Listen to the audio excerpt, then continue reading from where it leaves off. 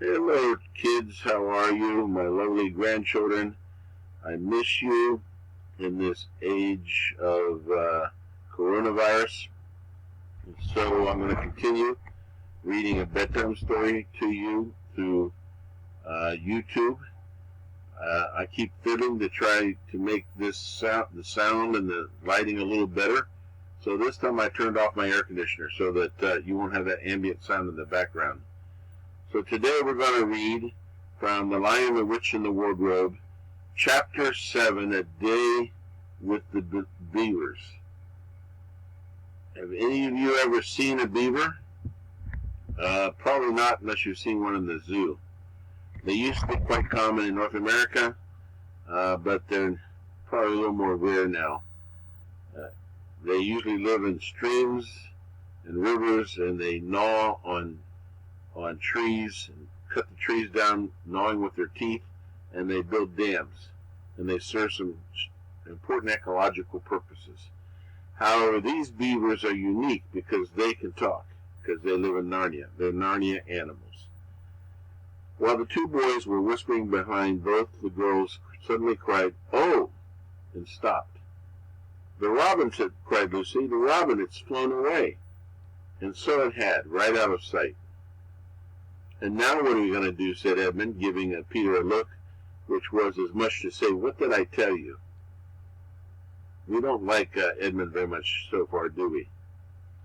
"Shh, look," said Susan. "What?" said Peter. "There's something moving among the trees over there to the left." They all stared as hard as they could, and no one felt very comfortable. "There it goes again," said Susan presently. "I saw it that time too," said Peter. "It's still there. It's just gone behind that big tree."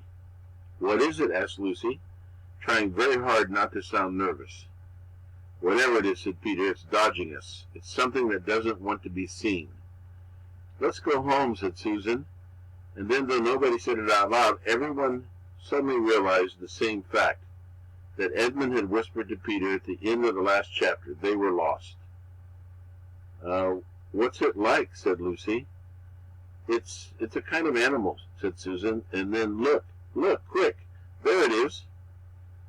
They all saw it this time, with a whiskered, furry face, which had looked out at them from behind a tree.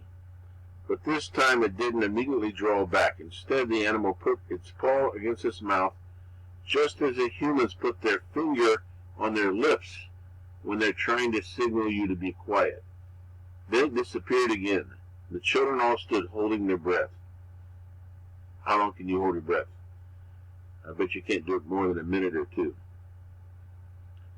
A moment later, the stranger came out from behind the tree, glanced all around as if it were afraid someone was watching, and said, "Hush," and made signs to them to join it in the thicker bit of wood where it was standing, and then once more disappeared. "I know what it is," said Peter. "It's a beaver. I saw the tail." "It wants us to go to it," said Susan, "and it's warning us not to make noise." "I know," said Peter. "The question is, are we to go to it or not? What do you think, Lou?" "I think it's a nice beaver," said Lucy. "Yes, but how do we know?" said Edmund. "Shan't we risk it?" said Susan. "I mean, no, it's no good just standing here, and I feel like I want some dinner." At this moment the beaver had again popped his head out from behind a tree and beckoned earnestly to them. "Come on," said Peter, "let's give it a try. All keep close together. We ought to be a match for one beaver if it turns out to be an enemy." So the children all got close together and walked up to the tree and in behind it, and there, sure enough, they found the beaver, but it still drew back, saying to them in a hoarse, throaty whisper, "Further in. Come further in. Right in here. We're not safe out in the open." Only when it had led them to a dark spot where 4 trees grew so close together that their boughs met in the brown earth, and the pine needles could be seen underfoot because no snow had been able to fall there, did it begin to talk to them. "Psst! Are you sons of Adam and the daughters of Eve?" it said. "We're some of them," said Peter. "Shh!" said the beaver. "Not so loud, please. We're not safe even here." "Why, who are you afraid of?" said Peter. "There's no one here but ourselves." "There are trees," said the beaver. "They're always listening. Most of them are on our side." But there are trees that would betray us to her. You know who I mean. And it nodded its head several times. If it comes to talking about sides, said Edmund, how do we know you're a friend? Not meaning to be rude, Mr. Beaver, said Peter, but you see we are strangers. Quite right, said the Beaver. Here's my token. And with these words it held up to them a little white object. They all looked at it in surprise until suddenly Lucy said, Oh, of course, it's my handkerchief, the one I gave to the poor Mr. Tumnus. That's right, said the Beaver. Poor fellow. He got wind of the arrest before it actually happened and handed this over to me. He said that if anything happened to him, I must meet you here and take you on to... Here the Beaver's voice sank into a silence, and it gave one or two very mysterious nods. He probably was winking, too. Then signaling to the children to stand as close around it as they possibly could, so that their faces were actually tickled by its whiskers, he said in a low whisper, They say Aslan is on the move. Perhaps he's already landed. And now a very curious thing happened. None of the children knew who Aslan was any more than you do. But the moment the Beaver had spoken these words, everyone felt quite different. Perhaps it will sometimes happen to you in a dream, that someone says something which you don't understand, but in the dream it feels as if it had some enormous meaning. Either a terrifying one which turns the whole dream into a nightmare, or else a lovely meaning too lovely to put into words, which makes the dream so beautiful that you remember it all over your life, and are always wishing you could get into that dream again. It was like that now. At the name of Aslan, each one of the children felt something jump in its inside.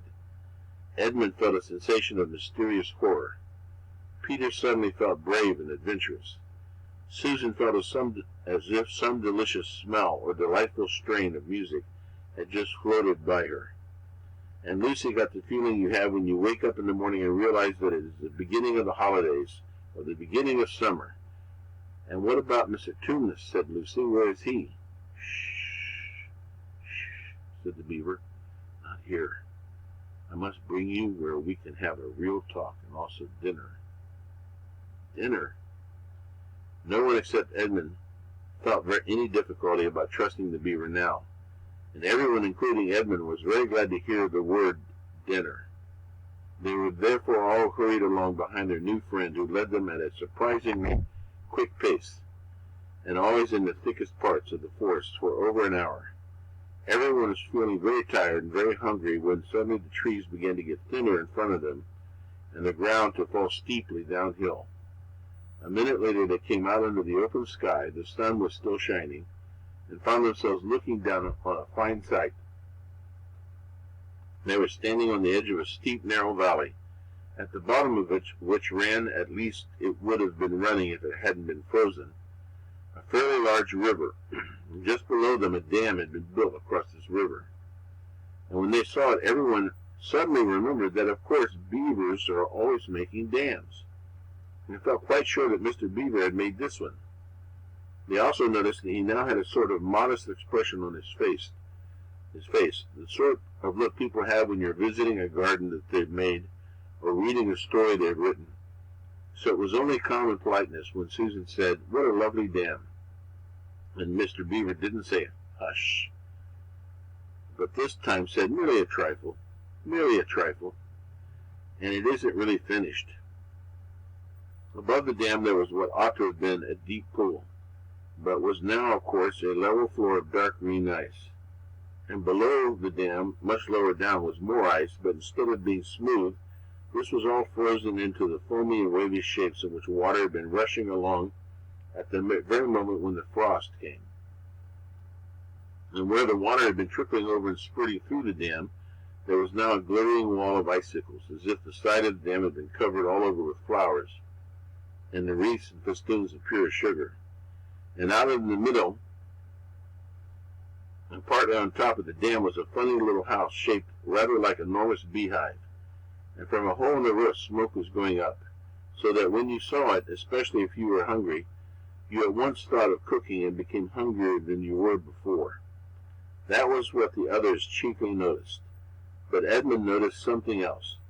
A little lower down the river there was another small river which came down another small valley to join it. And looking up that valley, Edmund could see two small hills. And he was almost sure they were the two hills which the White Witch had pointed out to him when he had parted from her at the lamppost the other day. And then between them he thought must be her palace, only a mile off or less. And he thought about the Turkish delight and about being a king. And I wonder how Peter will like that, he asked himself. And horrible ideas came into his head. Here we are, said Mr. Beaver, and it looks as if Mrs. Beaver is expecting us. I'll lead the way, but be careful and don't slip. The top of the dam was wide enough to walk on, though not for humans a very nice place to walk because it was covered with ice. And though the frozen pool was level with it on one side, there was a nasty drop down to the lower river on the other.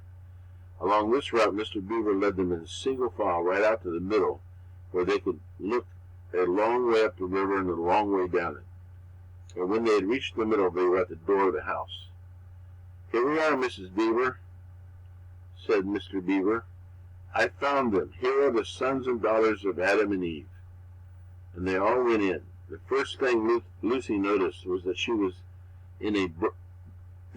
in was a burring sound, and the first thing she saw was a kind-looking old she-beaver sitting in the corner with a thread in her mouth, working busily at her sewing machine. And it was from it that the sound came. She stopped her work and got up as soon as the children came in. So we've come at last, she said, holding out both of her wrinkled old paws. At last! To think that I ever should live to see this day. The potatoes are on boiling and the kettle's singing, and I dare say, Mr. Beaver, you'll get us some fish. That I will, said Mr. Beaver. And he went out of the house. Peter went with him and across the ice of the deep pool to where he had a little hole in the ice which he kept open every day with his hatchet. They took a pail with him, and Mr. Beaver sat down quietly at the edge of the hole. He didn't seem to mind it being so chilly, and looked hard into it, and then suddenly he shot in his paw, and before you could say Jack Robinson, he had whisked out a beautiful trout. Then he did it all over again until they had a fine catch of fish. Meanwhile, the girls were helping Mrs. Beaver to fill the kettle and lay the table and cut the bread and put the plates in the oven to heat and draw a huge jug of beer for Mr. Beaver from a barrel which stood in one corner of the house, and to put on the frying pan and get it dripping hot. Lucy thought about the beavers. Lucy thought that the beavers had a very snug little home, though it was not at all like Mr. Tumnus's cave.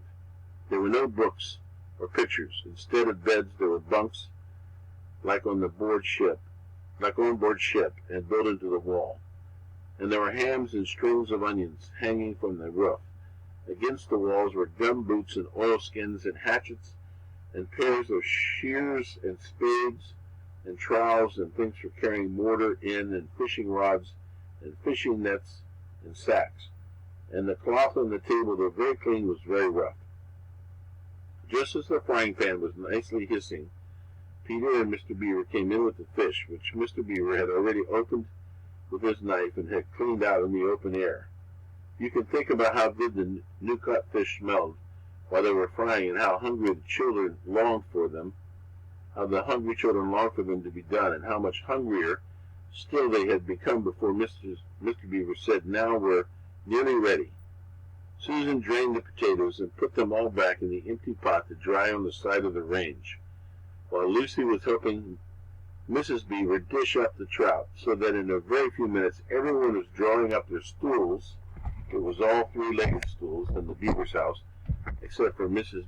Beaver's own special rocking chair by the fire, and preparing to enjoy themselves. There was a jug of creamy milk for the children. Mr. Beaver stuck to beer, and a great lump of deep yellow butter in the middle of the table, from which everyone took as much as he wanted, to go with his potatoes, and all the children thought, and I agree with them, that there was nothing to beat good freshwater fish if you eat it when it was had been alive half an hour ago, and has come out of the pan half a minute ago. And when they had finished the fish, Mrs. Beaver brought unexpectedly out of the oven a great and gloriously sticky marmalade roll, steaming hot, and at the same time moved the kettle onto the fire so that when they had finished the marmalade roll, the tea was ready and ready to be poured out. And when each person had got his or her cup of tea, each person shoved back his or her stool so as to be able to lean against the wall and give a long sigh of contentment. That was so good. And now, said Mr. Beaver, pushing away his empty beer mug and pulling up his cup of tea toward him, if you just wait till I've got my pipe lit, why, now we could get to business. It's snowing again, he added, cocking his eye at the window. That's all the better, because it means we shan't have any visitors. And if anyone should have been trying to follow you, he won't find any tracks. The end of chapter 7. And then chapter 8 will be next, what happened after dinner. Okay, my hearties, so good to read to you again tonight. I hope you sleep well, and I hope you stay safe, and I'll talk to you soon. God bless. Bye.